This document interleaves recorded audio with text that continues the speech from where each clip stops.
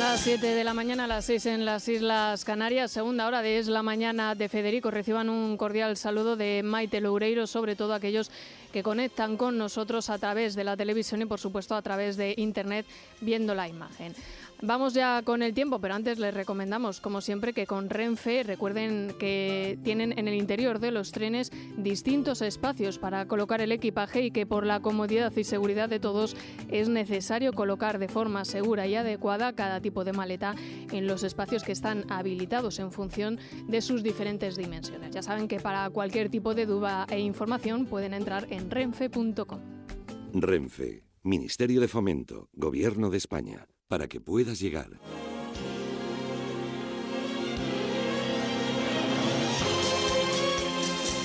Hoy, 27 de noviembre de 2014, como suele ser habitual por estas fechas, el tiempo está bastante complicado. Hay alerta amarilla en el oeste y sur de Andalucía, también en Cataluña, en el norte de la Comunidad Valenciana y en Baleares. En general, todo el país va a registrar hoy cielos nubosos, solo se van a librar algo el litoral cantábrico y el sur de las Islas Canarias. Las temperaturas suben en el norte de España y bajan en el sur. En Madrid ahora mismo rondamos los 6 grados. Llegaremos como mucho hasta los 14.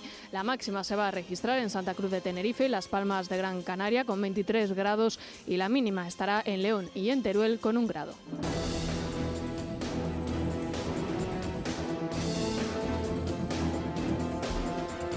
Hoy sin duda hay una protagonista absoluta de la actualidad, que es la ministra ya dimitida de Sanidad, Ana Mato, pero que comparte protagonismo con Mariano Rajoy por el hecho de que ha forzado esa dimisión de la ministra Ana Mato. De hecho, hoy los titulares en las portadas así lo recogen, y el hecho de que hoy el presidente del Gobierno acude al Congreso para presentar sus medidas contra la corrupción.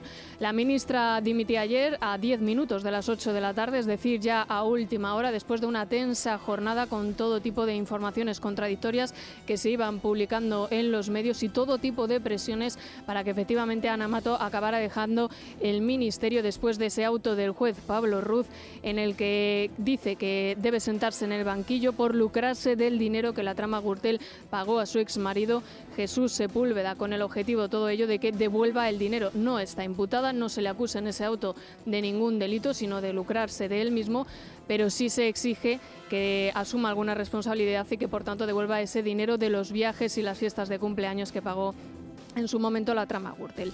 La dimisión, como decimos, se anunciaba a última hora de la tarde después de una intensa jornada que comenzaba pues después de ese auto y que continuaba a las 3 de la tarde, cuando desde el Ministerio de Sanidad se decía que se iba a emitir un comunicado para respaldar a la ministra y para decir que no tenía intenciones de dejar su cargo. Esa nota de prensa no terminaba en ningún momento de llegar porque, según se filtraba posteriormente a los medios, Moncloa la paralizaba, ya que Mariano Rajoy se reunía de manera inmediata con la ministra Ana Mato en Moncloa en un encuentro que duraba 2 horas y donde finalmente el presidente del Gobierno forzaba a la ministra a dimitir.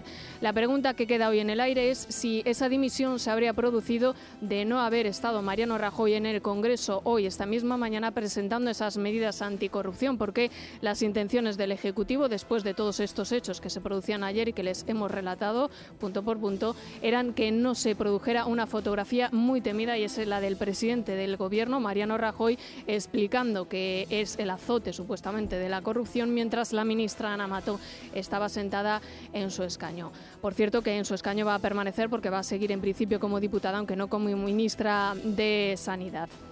La sucesión de hechos es importante por eso, porque refleja que en realidad la dimisión responde a las intenciones de Mariano Rajoy de salvar su propia imagen y de no dar respuesta a esos casos de corrupción, porque en realidad el auto del juez Pablo Ruz no arrojaba novedades sobre los delitos, eran hechos que ya se conocían, aunque sí decía claramente que la sentaba en el banquillo, y de hecho concluye así esta primera fase de la instrucción del caso Gürtel, que ya suma casi 6 años de instrucción y que en un principio se podía esperar que dictara el viernes, porque es lo que suele hacer el juez Pablo Ruz. Los viernes es cuando da a conocer sus decisiones, pero que finalmente emitía la decisión de sentar en el banquillo también a 43 personas el miércoles, lo cual llevaba en un primer momento al Partido Popular a cuestionar la actuación del juez Pablo Ruz e incluso a atacarle, diciendo que los tiempos políticos estaban marcando los tiempos judiciales, en una respuesta muy similar que recuerda bastante sin duda a la que se ha producido en el caso de los ERE con el caso del Partido Socialista, que duramente ha criticado a la jueza Alaya cuando ha tomado algún tipo de decisión, porque dicen que coincide en los tiempos con diferentes fechas señaladas en la política, como son, por ejemplo, las elecciones autonómicas. Sin embargo, hay que señalar que si se hubiera producido esa decisión del juez Pablo Ruz el viernes, casi habría sido peor, porque sería 24 horas después de que Mariano Rajoy presentara esas medidas anticorrupción, lo cual las habría invalidado por completo y no habría dado tiempo a que el presidente reaccionara, como ahora sí tiene por delante unas cuantas horas para, de hecho, presentar en el Congreso de los Diputados esa dimisión de Ana Mato como una respuesta más a esos casos de corrupción y presentarlo como algo que va a limpiar la imagen del partido, lo cual es bastante complicado y bastante difícil, porque, como decimos, parece que todo hacía indicar que no tenían intenciones de que la ministra saliera del ministerio. De hecho, Mariano Rajoy siempre la ha respaldado, incluso en la crisis del ébola, muy cuestionada, crisis que acabó asumiendo Soraya Sáez de Santamaría, como va a suceder, por cierto, ahora mismo, porque la vicepresidenta del Gobierno va a ser la que asuma la gestión de la cartera de Sanidad hasta el próximo miércoles, que es cuando va a tener lugar la jura del cargo del sustituto de Ana Mato, debido a la agenda del rey Felipe y también a la agenda del presidente Mariano Rajoy, que impide que ese acto de jura de cargo tenga lugar en fechas anteriores. Las reacciones desde la oposición, por supuesto, no se hacían esperar después de una tensa jornada en la que todos estaban reclamando la dimisión de Ana Mato, y hablaba en primer lugar Antonio Hernando del Partido Socialista. Le escuchamos. Con esta dimisión sabemos que todo era cierto, que durante todo este tiempo el señor Rajoy ha estado mintiendo y que Gürtel está en el Gobierno y está en el Partido Popular. Y ahora el señor Rajoy nos tiene que decir quién va a asumir la responsabilidad de beneficiarse de la red Gürtel en el Partido Popular. Ana Mato ha dimitido por lucrarse personalmente de la red Gürtel. Ahora el señor Rajoy nos tiene que decir quién va a dimitir en el PP por lucrarse el PP de la red Gürtel. Bueno, que tome nota el presidente del Gobierno, porque ya hoy el diario El País, en su editorial, dice que la legislatura no puede continuar un año más. Así que se entrevé que estaría pudiendo reclamar elecciones anticipadas ante los casos de corrupción que están ahora mismo acosando al Partido Popular. Conviene señalar, por cierto, que es la tercera salida ya que se produce en el Gobierno de Mariano Rajoy. El primer ministro que lo hacía era Arias Cañete, para acudir como comisario al Parlamento Europeo. Después se producía la salida de Alberto Ruiz Gallardón y, en tercer lugar, ahora la de Ana Mato. No se habla de crisis de gobierno porque el presidente, en principio Mariano Rajoy, siempre ha dicho que no tiene intenciones de hacerlo, aunque hoy algunos medios recogen que en el PP ya están reclamando determinados cambios, que se aproveche esta salida de Ana Mato para de esa manera dar un nuevo empuje al Ejecutivo y que se pueda transmitir una imagen de mayor transparencia y de claridad y una imagen de limpieza, lo cual va a estar bastante complicado teniendo en cuenta que el cabeza de ese Ejecutivo es Mariano Rajoy, con todo el caso Bárcenas que tiene detrás. Ayer hablaba también desde Izquierda Plural sobre la dimisión de Ana Mato Ricardo Sixto. La dimisión de la ministra Mato se ha producido sencillamente para que mañana no se acabe convirtiendo el Banco Azul del Gobierno en el banquillo de los acusados. Bueno, y en todo este asunto también esa figura que algunos desconocíamos, esa figura de lucrarse a título personal, pero no estar imputado por ningún delito, porque ahora parece que la imputación, ya la hemos visto en otros casos, no está muy en uso, no está muy de moda. Pues la explicaba, o lo intentaba al menos hacer, el fiscal Eduardo Torres Dulce con estas palabras. Pues una responsabilidad civil para devolver todo aquello que lucrativamente se ha aprovechado de un origen ilícito, aunque no se haya participado, como en este caso, en dicha actividad delictiva.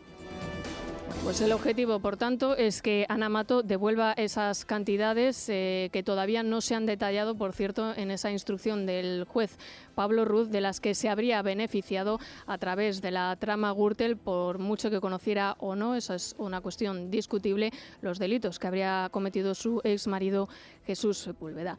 El caso es que hoy, por mucho que el presidente Mariano Rajoy haya forzado esa dimisión de Ana Mato, el Pleno del Congreso, por supuesto, tanto en los pasillos como después en las distintas intervenciones, va a estar marcado por la dimisión de la ministra de Sanidad, en ese manejo magistral, como algunos atribuyen al presidente del Gobierno, que al final ha acabado con el caso pues estallado por completo, porque el presidente es habitual, ya lo conocemos, que suele reaccionar tarde a los casos que se le van presentando, no es partidario de reaccionar con anticipo, ni muchísimo menos Mariano Rajoy, prefiere que los casos se vayan pudriendo, y al final hemos visto cómo en el caso de Cataluña, o en este caso, por ejemplo, de la corrupción, reacciona tarde, mal, y como vemos en muchos casos sin dar una respuesta ni mucho menos adecuada, aunque es sin duda el hecho de que Ana Mato ha dimitido algo valorable, pero es que ya muchos están señalando que debía haber dejado su puesto en el Ministerio de Sanidad desde hace muchísimo tiempo, que ni siquiera tenía que haber, de hecho, sido nombrada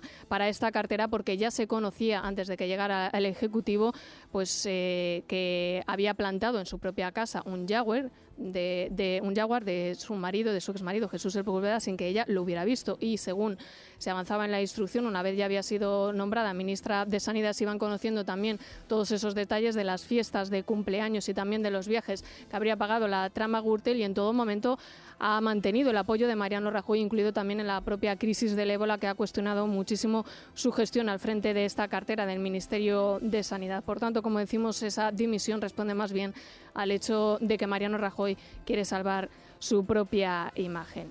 Bueno, como decimos, es sin duda la noticia de la jornada, pero en ese auto del juez Pablo Ruz también les tenemos que detallar otras decisiones que van a tener también calado y recorrido en los próximos días. Lo hacemos con la ayuda de Miguel Ángel Pérez y Vanessa Vallecillo en las noticias del Santander. Los seguros son solo por si acaso. Los contrato porque no me queda más remedio. Reinicia tu idea de los seguros. Con el Plan Protección del Santander cambiará tu forma de pensar en los seguros, ya que además de proteger tu vida y las cosas que te importan, podrás conseguir un doble ahorro. Ahorro de hasta 1.000 euros por agrupar tus seguros en el Santander.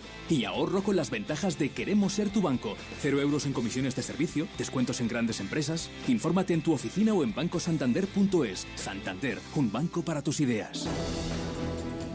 El juez Ruz exonera a Ángel Acebes al considerar que no se apropió de fondos de forma indebida. Se imputa en esta primera parte de la investigación a 43 cargos del PP, entre ellos a los 3 extesoreros, Luis Bárcenas, Álvaro Lapuerta y Ángel Sanchís. A la ministra Ana Mato no se la considera imputada, pero sí partícipe a título lucrativo. Según Ruz, aunque fuera verdad que no conocía el origen ilícito de los fondos, sí se benefició de ellos. En total, Mato habría recibido 35.000 euros en regalos de la trama, 50.000 si se suman los que recibió su exmarido, con quien entonces estaba casada en régimen ganancial. Entre los imputados están el exvicepresidente de Castilla y León, José Luis Merino, el exconsejero y diputado madrileño Alberto López Viejo y 2 exalcaldes, el exmarido de Ana Mato, entonces alcalde de Pozuelo, y Guillermo Ortega, el de Boadilla. A lo largo de 205 folios, el juez Pablo Ruz da por comprobado que el Partido Popular sí tenía una caja B y que pudo haberse destinado al pago de campañas electorales, de complementos salariales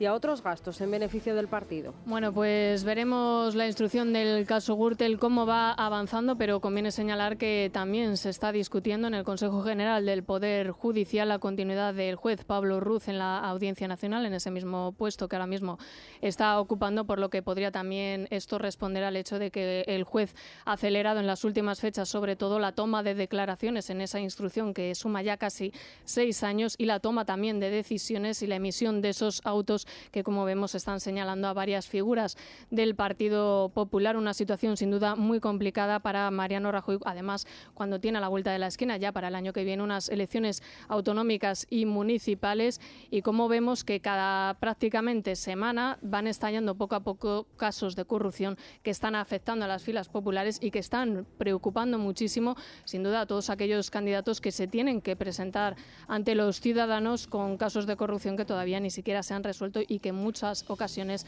todavía no se les ha dado respuesta.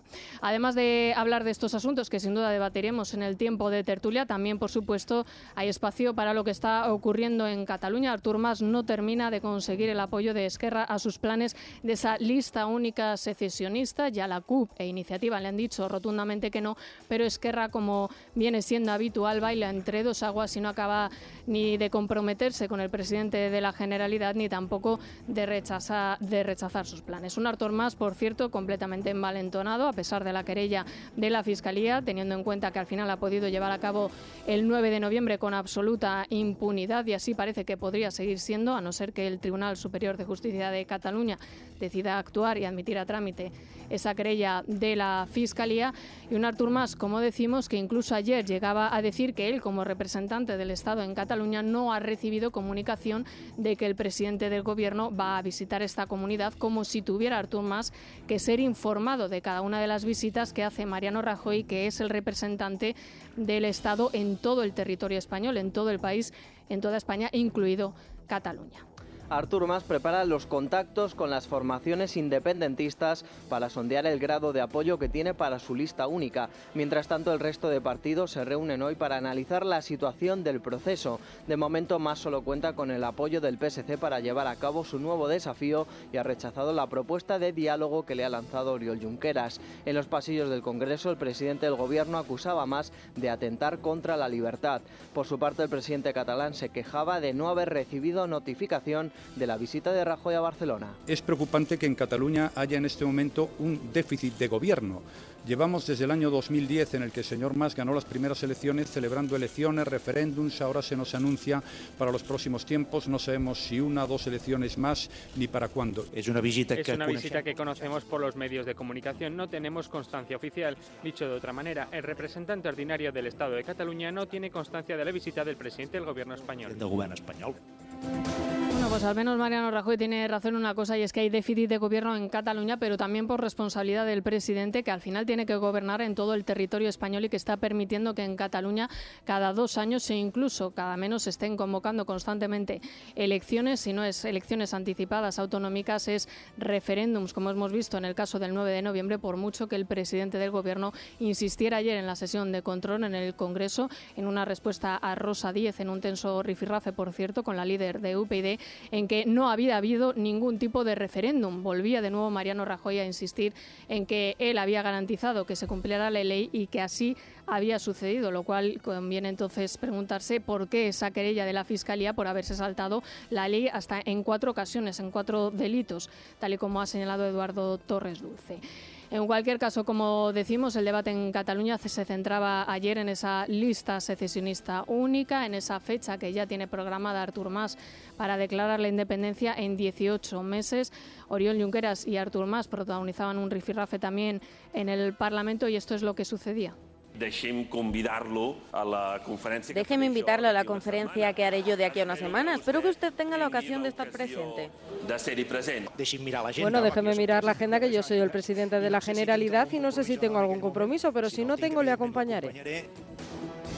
Con ese tono chulesco le respondía Artur Mas: déjeme mirarlo en la agenda, ya veremos, porque se siente totalmente reforzado después de ese 9 de noviembre frente a Esquerra Republicana, viendo las últimas encuestas que le dan como resucitado, gracias, por cierto, también a la falta de actuación del Gobierno de Mariano Rajoy, que al final no acabó impidiendo ese 9 de noviembre. Artur Mas, como decimos, que está totalmente eufórico, tanto en su respuesta a Mariano Rajoy, como lo escuchábamos previamente, diciendo que él, como representante del Estado de Cataluña, tiene que recibir las notificaciones del presidente del Gobierno cuando quiere visitar Cataluña, que es parte del territorio de España, y también en esa respuesta a Esquerra Republicana, a Oriol Junqueras en concreto, un Oriol Junqueras que sí acudía a ese acto de Artur Mas, donde a bombo y platillo y con toda la sala gritando independencia, independencia, el presidente de la Generalidad anunciaba esa llamada hoja de ruta de cara a los 18 próximos meses, donde quiere declarar la independencia en presencia, como decíamos,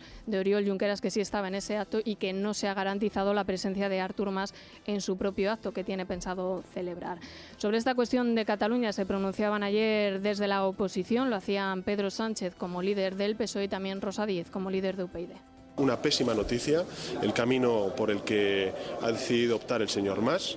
Creemos que fractura aún más a la sociedad catalana y lo que tenemos que hacer entre todos es construir un nuevo acuerdo. Y eso es la propuesta de reforma constitucional.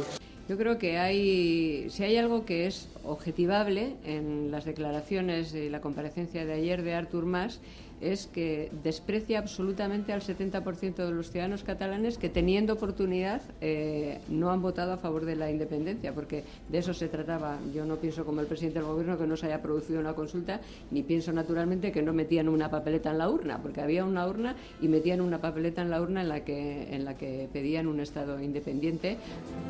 Bueno, prueba de ello es esa querella, como decíamos antes, de la Fiscalía General del Estado de Eduardo Torres Dulce, que ayer insistía, cuando era preguntado sobre el 9 de noviembre, en decir que en Cataluña los fiscales de esta comunidad no habían protagonizado un motín ni una rebelión y que estaban en su derecho de contradecir el criterio del fiscal general del Estado, aunque al final acababan acatando, concretamente el fiscal superior de Cataluña, Romero de Tejada, la presentación de esa querella que presenta la Fiscalía. Escuchamos lo que decía Torres Dulce al referirse a los fiscales catalanes. Mire usted, mis compañeros de Cataluña lo que hicieron pura y simplemente es cumplir el Estatuto Orgánico del Ministerio Fiscal y por lo tanto yo no tengo nada en absoluto que reprocharles.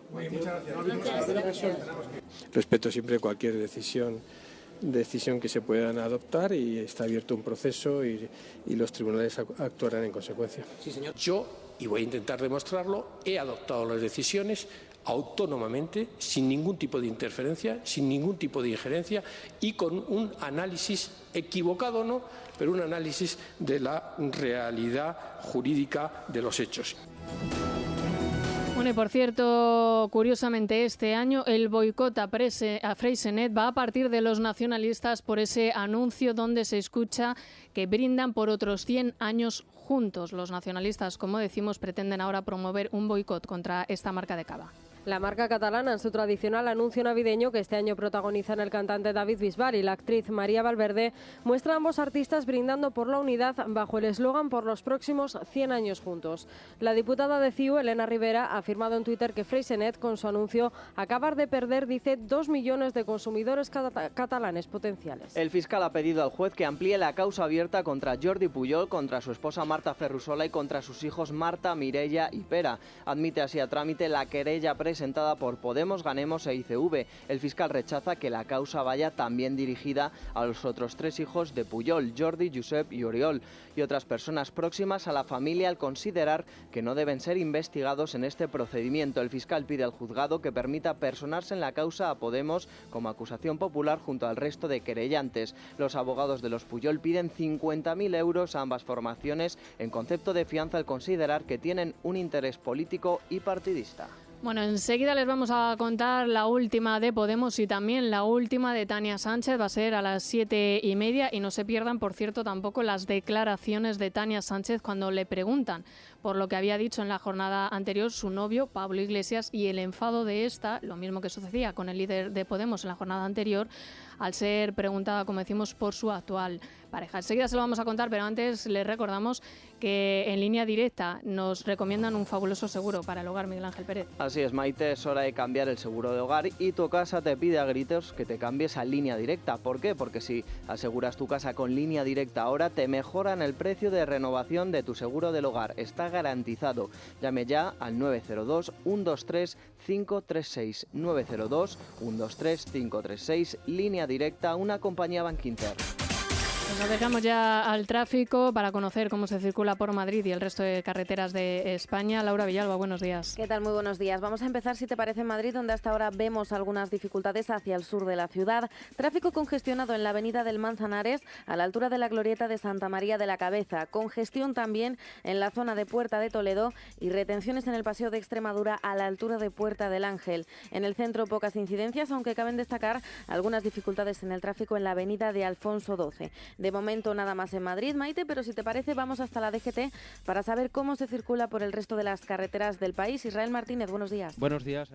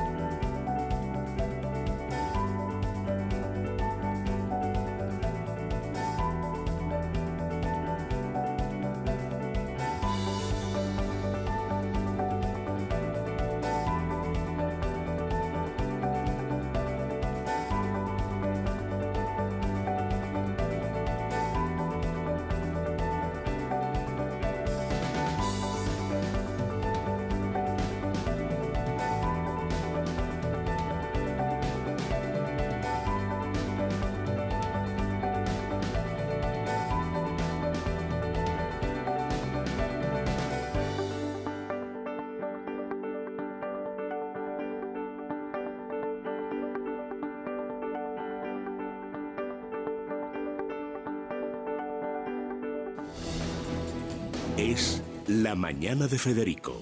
Es radio.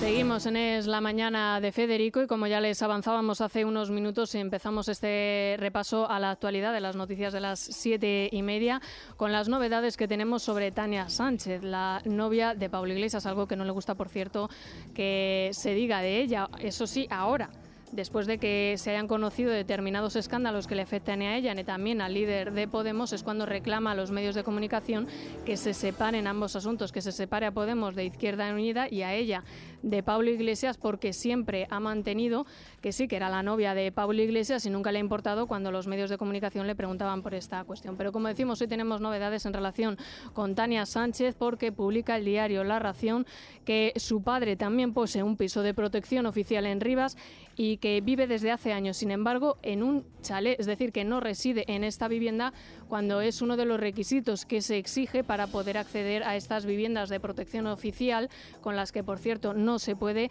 especular, ni mucho menos, al menos no de manera moral, sí de manera legal, porque transcurrido un periodo de tiempo se pueden vender estas viviendas que están tasadas a un precio público, posteriormente a un precio de mercado, pero como decimos, no es algo ni muchísimo menos moral, más teniendo en cuenta que se trata de Tania Sánchez, de una persona que pertenece a Izquierda Unida, que ha atacado duramente a todos aquellos que considera especuladores, a los que ha responsabilizado incluso de la crisis del ladrillo y de que en muchas ocasiones los jóvenes no pudieran acceder a una vivienda. Como decimos, en esta información nos cuenta el diario La Razón que el padre de Tania Sánchez incumple así esos requisitos para acceder a este tipo de vivienda. Raúl Sánchez es concejal, por cierto, de Deportes de Izquierda Unida en el Ayuntamiento y, según su propio currículum, fundador de las primeras cooperativas de vivienda de Rivas a comienzo de los años 80. ¿Qué sucedía, por tanto, en este consistorio? Que el propio ayuntamiento era el que recalificaba esos terrenos donde se iban a construir las viviendas de VPP, en este caso, no de VPO, que luego después en esa urbanización de Tania Sánchez hemos descubierto que vivía prácticamente todo dirigente de Izquierda Unida en el ayuntamiento y que transcurrido un periodo de tiempo que exige la ley, que son alrededor de unos 5 años, depende en función de las distintas recalificaciones o de las distintas consideraciones de la vivienda, pues vendían esas viviendas, como hemos visto en el caso de Tania Sánchez, por un precio de mercado muy superior al que lo adquirieron. En el caso de la dirigente de Izquierda Unida, lo adquirió la vivienda por 100.000 euros y acabó vendiéndola por 50.000 euros más. Ayer Tania Sánchez era preguntada, de hecho, por esta cuestión y decía que esto es algo legal, que todo se trata de una campaña de acoso y derribo contra ella y también contra Pablo Iglesias, y como decíamos antes, se mostraba además muy molesta por la pregunta que le lanzaban en relación con su pareja, con Pablo Iglesias, que el día anterior llegaba a decir que preguntarla por Tania Sánchez y por estos asuntos era machismo. Y más además viniendo de una periodista, que en ese caso era mujer. Nos resume las declaraciones de Tania Sánchez nuestro compañero Fernando Lorente. La imagen es la de una Tania Sánchez tranquila y con la vista puesta en las primarias de su partido del próximo domingo. Seguridad también en la presunta vinculación de la diputada regional en una concesión ilegal en Rivas, un tema que se ha sacudido en unos pocos segundos. En lo referente a la contratación pública en el Ayuntamiento de Rivas, son los órganos de contratación del Ayuntamiento los que adjudican los procedimientos y en ningún caso ni yo ni ningún otro cargo público.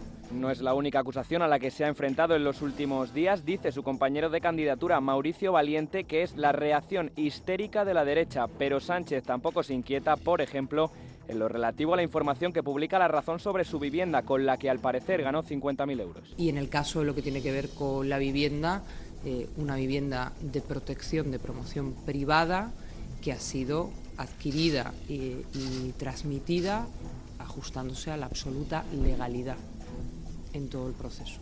Por tanto, creo que no hay caso en general, no hay noticia. Yo creo que se ha sobredimensionado algo que no existe. En definitiva, lo que le preocupa a Tania Sánchez es que no se les vincule con Podemos y sobre todo pide respetito, palabras textuales, para su pequeña relación con Pablo Iglesias. Bueno, Bueno, y hoy vamos a estar también pendientes del líder de Podemos porque va a presentar su programa económico y vamos a estar pendientes de si admite o no preguntas, porque ya hemos visto cómo renuncia a acudir a determinadas entrevistas a no ser que sean pactadas y con una sola pregunta, como ha sucedido en el caso de Telecinco, después de haber tenido varios patinazos en distintas preguntas de los periodistas. Y vamos a ver también si no recurre a esa estrategia que tanto ha criticado de lo que él llama casta en el caso de Mariano Rajoy, compareciendo ante la prensa a través del plasma. Vamos a ver si admite esas preguntas que le afectan tanto a Podemos como a Tania Sánchez, porque, entre otras cuestiones, no estamos hablando solamente de la pareja de Pablo Iglesias, sino de una de las dirigentes de Izquierda Unida que más ha defendido una posible alianza con Podemos, así que, aunque sea por esta cuestión, sí que podría Pablo Iglesias responder a las preguntas que afectan a Tania Sánchez, a las cuestiones y escándalos que le afectan a ella y también a la formación de Izquierda Unida. Empezamos el repaso a la actualidad con la ayuda de Silvia Ribeiro y Laura Villalba. Pablo Iglesias, líder de Podemos, presentará hoy ante los medios el documento que servirá de punto de partida para elaborar el programa económico del partido. Se trata, dicen, de un plan económico de choque contra la crisis. Junto a Iglesias estarán los artífices de la propuesta, los economistas Vicent Navarro y Juan Torres. Por otro lado, el profesor de Economía Política de la Universidad de Málaga, Alberto Montero, que dirigía el proyecto de investigación de su amigo Íñigo Errejón, por el que cobraba 1.800 euros al mes, ha salido a defender al secretario de Política de Podemos, asegurando que ha estado cumpliendo las tareas encomendadas en tiempo y forma y sin ningún tipo de retraso. Bueno, pues en esta cuestión entonces la duda es por qué no han presentado esas pruebas después de que ya llevamos varios días con este escándalo, si las tienen, porque además han incluso permitido que se abra un expediente por parte de la Junta de Andalucía para analizar si efectivamente han cumplido los requisitos de esa beca cuantiosa, por otra parte, de nada menos que 1.800 euros y que tiene además hasta mediados del mes de diciembre. Si efectivamente existen esas pruebas de que ha estado investigando, pues que lo demuestren, lo cual también, por otra parte, sería una contradicción con las propias declaraciones que ha hecho Errejón cuando ha defendido en su momento que no podía compatibilizar su cargo en Podemos con esa beca que tenía de 1.800 euros y que no le ha dedicado el tiempo suficiente, a pesar de que el contrato exigía que tenía que estar unas determinadas horas en la Universidad de Málaga. Les hablamos ahora de la sesión de control ayer en el Congreso, porque dejó algunos titulares, como el hecho de que el presidente del Gobierno echa de menos a Alfredo Pérez Rubalcaba. En la sesión de control al Gobierno en el Congreso, Rajoy reconoció echar de menos a Rubalcaba. Fue durante el rifirrafe que mantuvo con Pedro Sánchez. El socialista acusó a Rajoy de ser el presidente que menos ha tardado en hundir a la clase media en la democracia. Por su parte, Mariano Rajoy recriminaba a Sánchez que quiera cargarse el artículo 135 de la Constitución y aseguraba que el PSOE estaba mejor con Rubalcaba. Nadie, nunca jamás en la historia de la democracia, señor Rajoy, ha hecho en tan poco tiempo tanto por hundir a la clase media en nuestro país. Eso es lo que ha hecho usted, señor Rajoy, durante estos 3 años. Así que a usted no le queda asignatura por suspender. Hemos reducido el déficit público año tras año. Ahora que usted dice que se va a cargar el artículo 135 que yo he pactado con el señor Rodríguez Zapatero y que fue básico para la recuperación económica de nuestro país, demostrando que en materia económica tiene las cosas, como en el resto, por cierto, muy poco claras. Quien está peor es el PSOE, que estaba mucho mejor con Rubalcaba que con usted. Muchas gracias. Carlos Fabra tiene de plazo hasta el lunes para ingresar en prisión. Tendrá que cumplir una condena de 4 años por 4 delitos fiscales. En total ha defraudado 700.000 euros. De momento no ha presentado recurso de súplica. Recordamos que aún está pendiente de resolución el recurso de amparo que presentó ante el alto tribunal. Fabra no quiso desvelar en qué prisión ingresará, pero cuando era preguntado sobre si se ha sentido traicionado por su partido, el expresidente de la Diputación y del Partido Popular de Castellón aseguraba que él ya no pertenece a la formación. El Gobierno de Aragón ha activado el protocolo contra el ébola por un posible caso en Monzón, Huesca. Se trata de un ciudadano de Mali que acaba de regresar de un viaje a su país. El paciente, que permanece aislado en el hospital Rollo Villanova de Zaragoza, presenta fiebre alta, dolor de cabeza y también de garganta. A la espera del resultado de los análisis, Sanidad ve improbable que se trate de un nuevo caso del virus del ébola. El Tribunal Superior de Justicia de Madrid rechaza investigar al consejero de Sanidad, Javier Rodríguez, por el sacrificio de Excalibur. El tribunal no admite a trámite la querella presentada por el Partido Animalista, alegando alegando que faltan datos para determinar, entre otras cosas, la autoridad concreta que dio la orden de sacrificar a la mascota de Teresa Romero. El partido animalista, que acusaba en su denuncia al consejero de un delito de prevaricación, tiene ahora 3 días para recurrir la decisión del tribunal. Vamos ya con la prensa económica con la Caixa. ¿Cuánto tiempo has dedicado a preparar tu jubilación? Presentamos Caixa Futuro para que empieces a planificarla desde hoy mismo. Y ahora, hasta el 31 de diciembre, trae tu plan de pensiones a la Caixa y consigue hasta un 3% en efectivo del importe traspasado. Consulta las condiciones de la promoción en lacaixa.es. La Caixa, tú eres la estrella.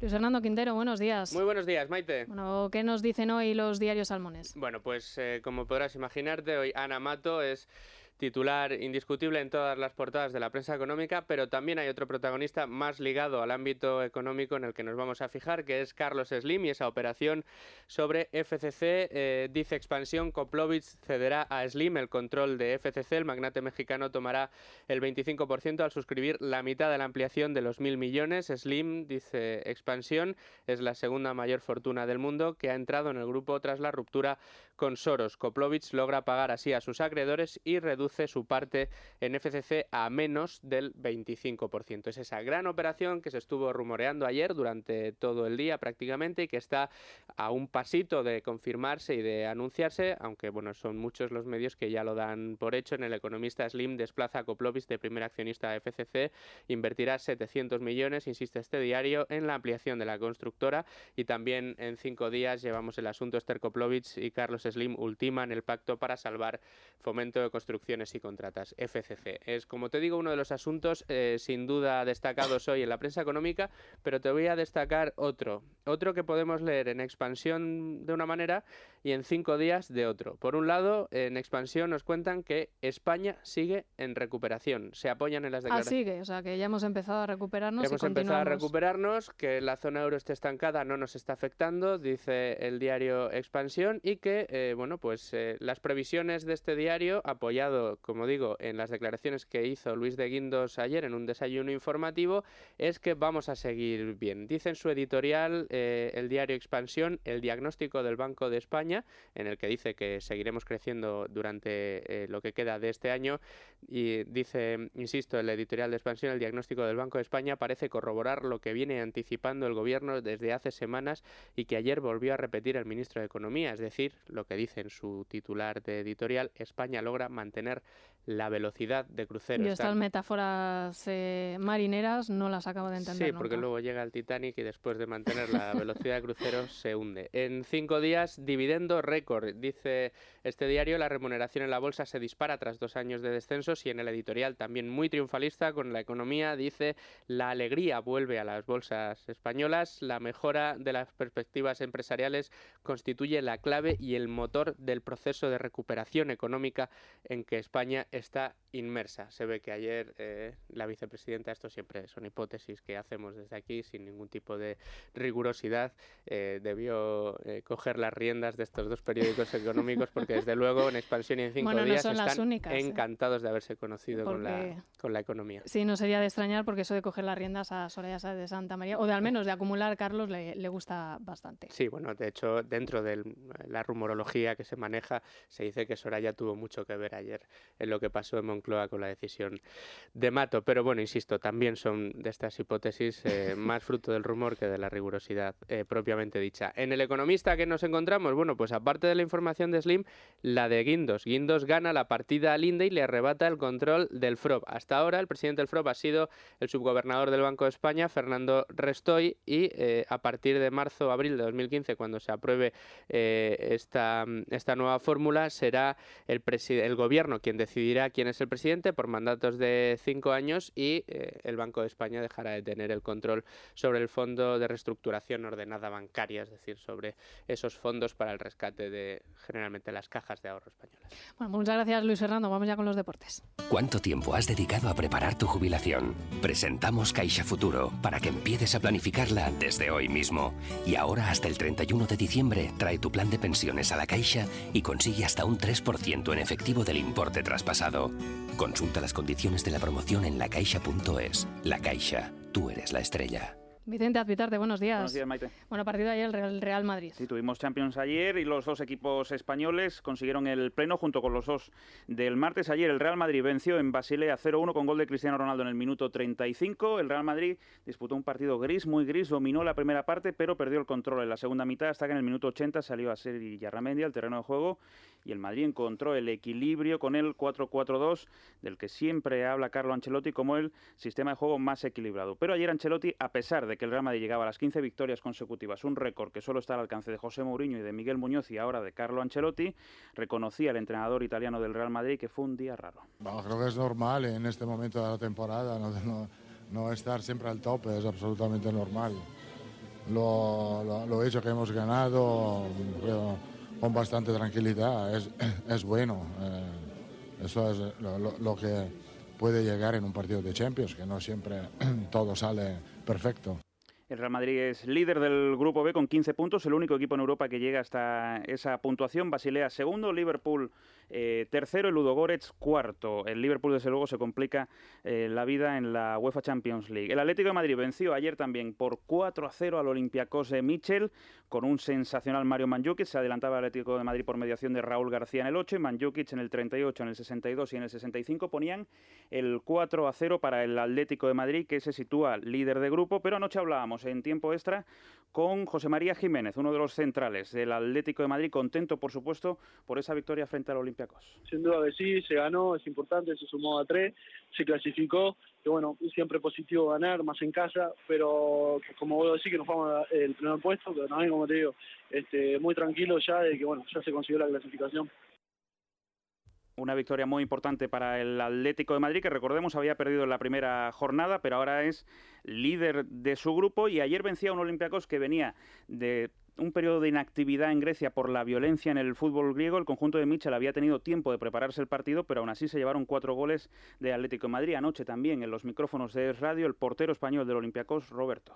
Sabemos que iba a ser un partido muy difícil, confiábamos en que el equipo estuviera a mejor nivel del que ha estado y no ha sido así, por lo tanto eso en esta competición y contra este equipo se traduce en el resultado que ha habido, ¿no? Líder del grupo al Atlético de Madrid con 12 puntos, a continuación Juventus con 9, Olympiacos con 6 y cierra el grupo Malmo, ya clasificados para octavos de final, el Atlético de Madrid y el Real Madrid junto al Bayer Leverkusen, Borussia Dortmund, Arsenal, Bayern de Múnich, París Saint-Germain, Barcelona, Chelsea, Oporto y Shakhtar Donetsk. Bueno, pues muchas gracias, Vicente. Vamos ya con Movistar, Laura Villalba. Sí, como todos los días vamos a dedicar un momento a Movistar Televisión porque quiero recomendarte algunos de sus contenidos de entretenimiento para que elijas el que más te guste y lo veas como y donde quieras. Empezamos con fútbol, jornada 5 de Europa League, con el encuentro entre el Villarreal Borussia a las Mönchengladbach a las 9:05, día 56 de tu Movistar Televisión. No puede faltar una sugerencia en el mundo de las series, esta vez con el estreno a las 10:15 en AXN, día 11, de Cómo defender a tu asesino, cuyo personaje central es una profesora de Derecho Penal brillante, creativa y carismática, además de sexy, imprevisible y peligrosa. Y los niños también tienen hoy su momento con el estreno de cine solo para abonados de la película Tierra de Eco, y es que cada generación merece una película de extraterrestres, Maite.